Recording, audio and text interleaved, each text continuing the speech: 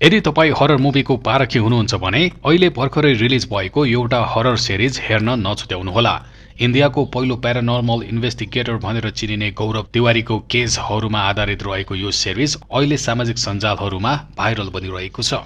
विशेष गरी गौरव तिवारीको रहस्यमय मृत्युमा आधारित भएर यो सिरिज बनाइएको छ, जसले तपाईलाई पहिलो एपिसोडदेखि नै तानेर राख्नेछ। गौरव तिवारी पाइलट बन्न निस्केका थिए, तर उनको जीवनमा घटेको घटनाले उनलाई प्यारानर्मल इन्भेस्टिगेसनमा दोहोर्याएको थियो। उनले आफ्नो जीवनकालमा हजारौं केसहरू सल्भ गरेका थिए र उनी युट्युब च्यानल तथा रियालिटी शो मार्फत पनि प्रख्यात थिए।